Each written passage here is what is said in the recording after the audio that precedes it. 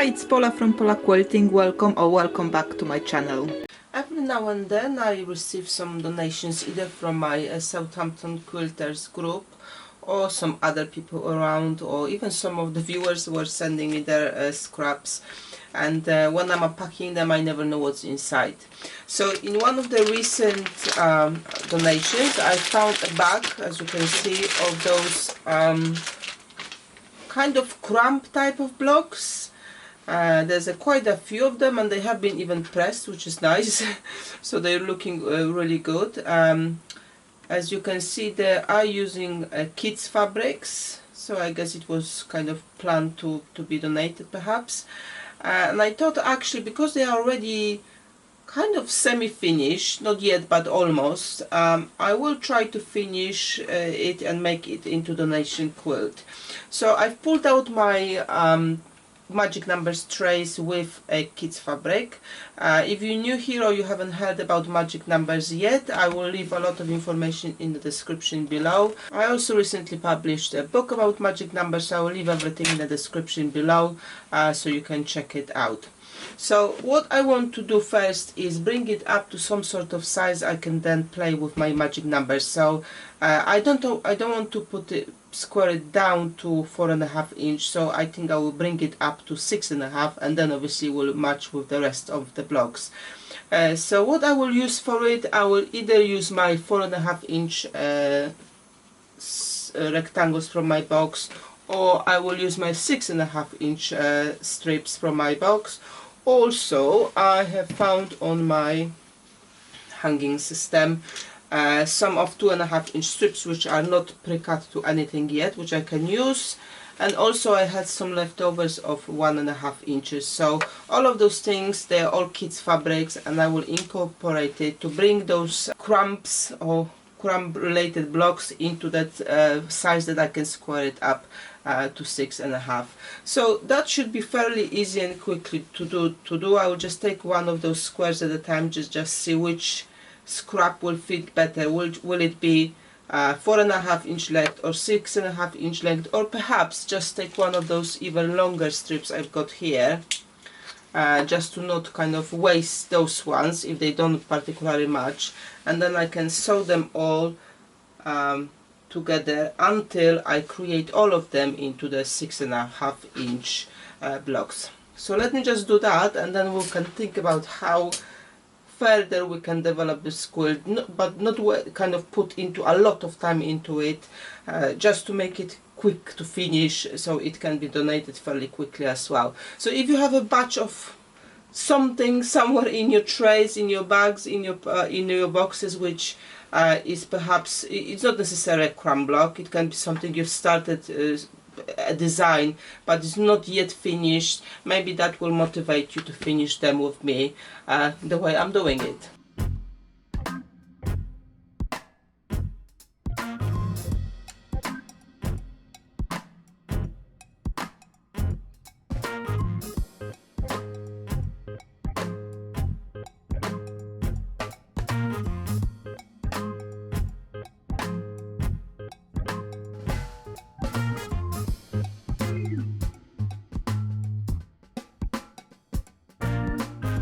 Okay, so I've put my crumbs together. This is how they look when they are ready to kind of be squared up just after ironing.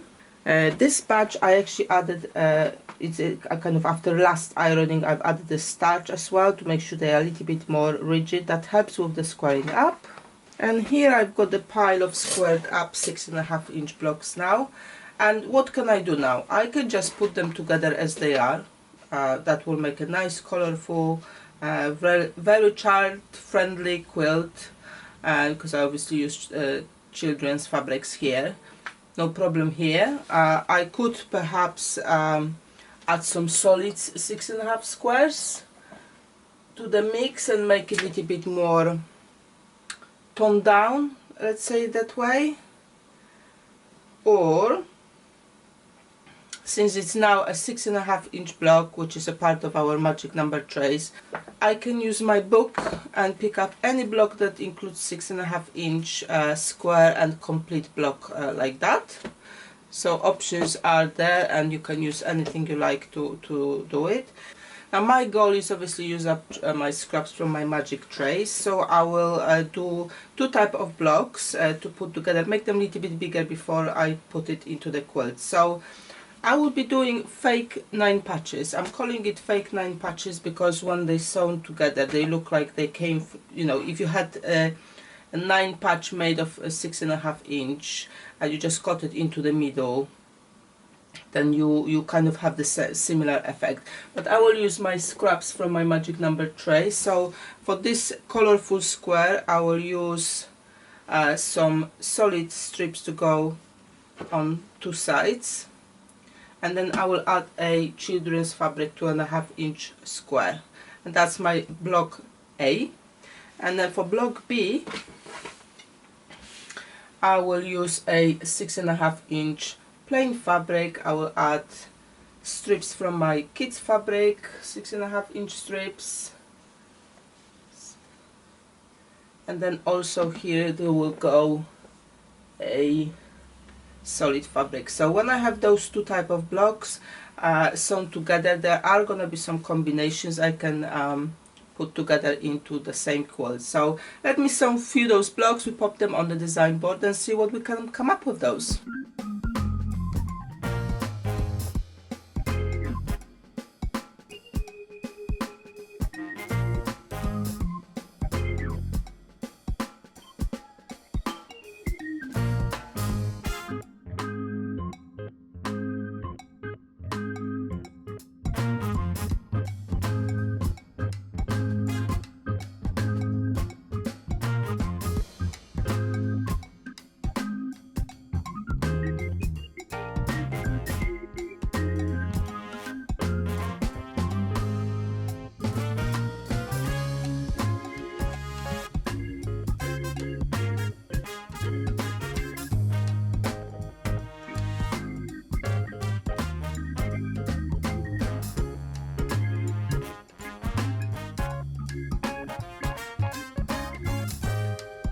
So before we carry on with the project, let's just round up where you can find me and how you can support my work.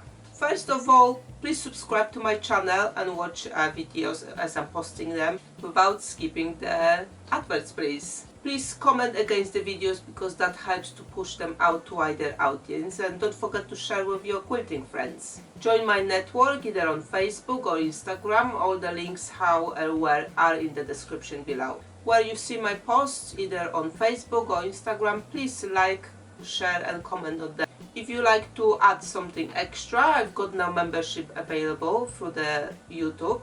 You can also use a super thanks on YouTube or buy me a virtual tea, coffee or lunch using a form on my website. You can also support me by subscribing to my newsletter via my website. That will help me to notify you when I publish new videos or blog posts, or maybe there are some items available to purchase on my website. However you decide to support this channel, thank you very much for being here, and I hope you enjoy the content. And here are my disappearing 9 patches already. I did some of those with the plain fabric as well. I have to be honest, I actually made more of those with the colors than plain, so I'm probably not going to be following you know, half pattern. We'll see how it goes. I will show you in another show and tell how that quilt finished. But blocks are very colorful, definitely a children's quilt, so that will go for Project Linus. So yes, if you want to see how I finished that quilt, please subscribe and you'll be able to see it in one of the future videos. Now have a look what options you can put it together with. Quite a few, so if you have a pile of those unfinished crumbly or wonky look cabins blocks and they are not yet big enough, you can kind of follow this process and put them together into a quick quilt. It's just something to get those blocks out of the way, finish them off, and either use it yourself, donate it, or gift it. As far as the quilt is used, the project is finished. That's the ultimate goal there. Don't forget to pop in on my website to check out the information about my book if you haven't so yet. that can help you use up all of those scraps as well. So I really do encourage you to consider buying a copy. Check out the Amazon reviews from other quilters. Hopefully that will give you some more information about it as well. Thank you very much for joining me today for this quick video or quick tutorial. I hope it will encourage you to pull out some of those unfinished blocks and give them a second lease of life or a second view, and I hope you will be able to clear out some of those fabrics from your sewing room to make space for another project. Thank you very much for watching, and see you next time.